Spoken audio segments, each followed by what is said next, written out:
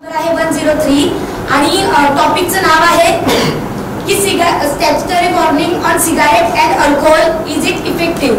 की सिगारेट आणि अल्कोहोल पिऊन किंवा त्याच्यावरचे जे पॉकेटवरती चित्र असतं त्याचा खरंच परिणाम होतोय का? निश्चितच मी मित्र म्हणेन की अजिबात परिणाम होत नाही. आज आम्ही सिनेमा पाहायला चित्रपट गृहामध्ये जातोय, गेल्यानंतरच आम्हाला ते चित्र समोर येतं किंवा एखादा पिक्चर बघत असताना आम्ही त्या पिक्चरच्या खालती दारूची बॉटल घेऊन माणूस दारू पितोय किंवा सिगारेट ओढतोय, परंतु खाली ती लाईन देत आहे की धूम्रपान करणं सेहत के लिए हानिकारक आहे. कुठे परिणाम झाला? आज जर मित्र आम्ही म्हणतोय की परिणाम पाहतोय, रोज पाहतोय, अगदी सिरियल्स पाहतोय, चित्रपट पाहताना ही गोष्ट आम्ही रोज पाहतोय किंवा विकत घेत असताना देखील तो लोक आमच्या दृष्टीस रोज पडतोय, तरी देखील आज भारतातली स्थिती सुधारली आहे का? भारतामध्ये सिगारेट किंवा दारू पिणाऱ्यांची संख्या कमी झाली आहे का? निश्चितच नाही मित्र.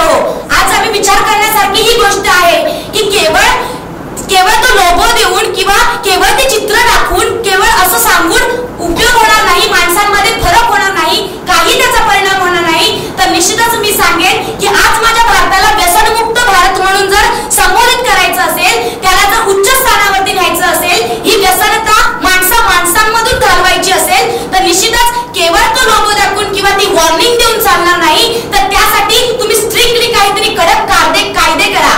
त्या कायद्यांनी तर निश्चितच काहीतरी फरक नक्कीच होणार आहे. आज आम्ही पाहतोय की सिगरेट देणारा हमखास सिगरेट देऊन जातोय, दारू विकणारा दारू विकतोय. मग सिगारेटची दुकाने इथं बंद होत नाहीयेत, दारू पिणारे अड्डे इथे बंद होत नाहीयेत आणि केवळ त्या सिगारेट वरती कॅन्सर होतोय हे लोक आम्ही पाहतोय.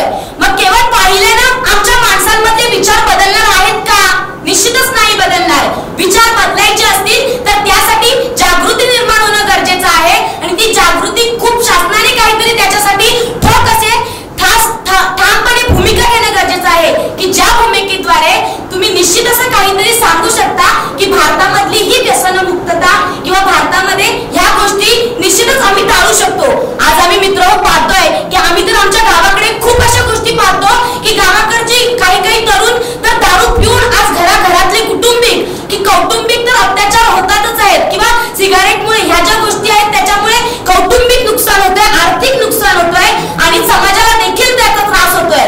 मग अशा ज्या गोष्टी आहेत त्या कशामुळे? तर ह्या गोष्टींमुळे होत आहेत. मित्रांनो, मी निश्चितच सांगेन आज जर ह्या केवळ लोगो किंवा वॉर्निंग देऊन चालणार नाही. आज आम्ही त्याविषयी शासनाला कायदे करण्यासाठी एक प्रोत्साहन देऊया किंवा त्याच्यासाठी ठाम निर्णय घ्यायला, त्याला एक कायदे करायला आम्ही त्याला परिणाम करायला एक काहीतरी देऊया, जेणेकरून आमची भारत संस्कृती ही अशी नाहीये केवळ दाखवून सुधारणारे आमच्या भारतातील मुलं नाहीयेत किंवा तरुण नाहीयेत. आणि म्हणून मी म्हणेन की जैसे की मंजिलों उन्हें मिलती है जिनके सपनों में जान होती है, केवळ पंखों से कुछ नहीं होता, हौसले उडान लेते हैं. केवळ सिगारेट वरचे लोक पाहून काहीही होणार नाही. ते कुठेतरी पंख झाले, परंतु जर उडायचं असेल तर त्याच्यासाठी स्वप्नच महत्वाची आहेत आणि निश्चितच विचारांमध्ये